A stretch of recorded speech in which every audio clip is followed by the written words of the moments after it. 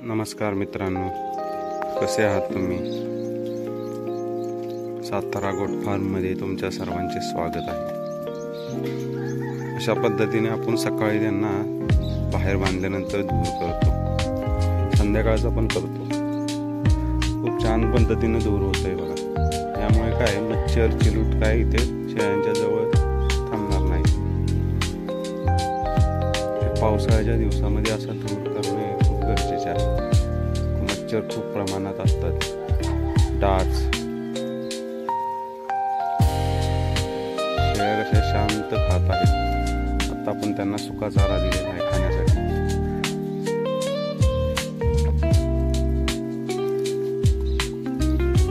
छान पद्धतीने सुका चारा खात आहेत। सुका चारा खाल्ला ना की त्यांचे पाणी पण पितात थोडेफार। पावसाळ्याच्या दिवसात कमी पितात थोडे सुका खाल्ल्यामुळे, सुका चारा खाल्ल्यामुळे तब्येत पण त्यांची ठीक राहते, आजारी पडत नाहीत, हगवण लागत नाही। मेन सुका चारा खाल्ल्यामुळे त्यांना हगवण लागत नाही। त्यामुळे सकाळी एक टाइम का होईना शेळ्यांना सुका चारा देणं गरजेचं आहे। छान पद्धतीने काडी खाते बघा।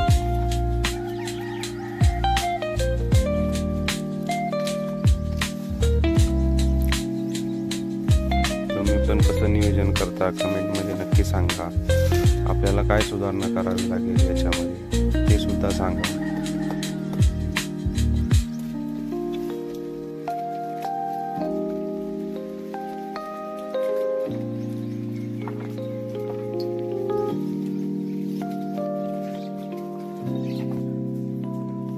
आपण आतमधलं शेड अशा पद्धतीने स्वच्छ केलेलं आहे।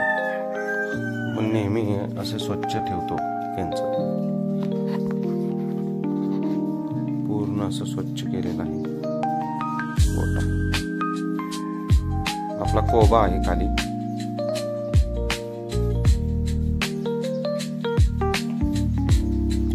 कोरडा आहे कोंबड्यांसाठी।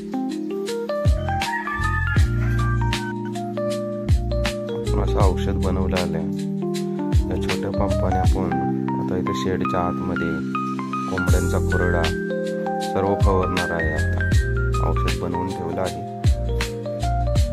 1 लिटरला आपण 1 ml घेतलं आहे। तुम्हाला औषध पण दाखवलं कोणतं आणलेलं आहे। हे औषध आणलेलं आहे आपण।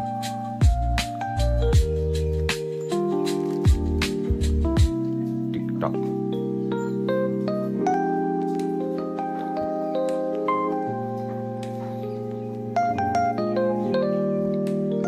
सर्व असं शेड मध्ये आपण आता हे फवारणार आहे। ढेकून, पिस्सा, गोचीड हे काही सुद्धा राहणार नाही।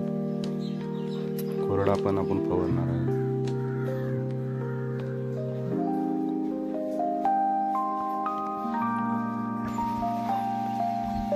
असं नियोजन आहे आपलं आजचं। आज आपण त्यांना काय सोडणार नाही, आज पण घरीच असणार आहेत शेळ्या। त्यांच्यासाठी आपण चारा आणून ठेवणार आहे। कुऱ्हाडीने कट करून सुपर नेपियर घास आपण त्यांना देतो। नंतर आपण थोडा झाडपाला आता घेऊन येणार थोडा शेतातून। कसा वाटला व्हिडिओ कमेंटमध्ये नक्की सांगा। लाईक करा, नवीन असणाऱ्यांनी सबस्क्राईब करा।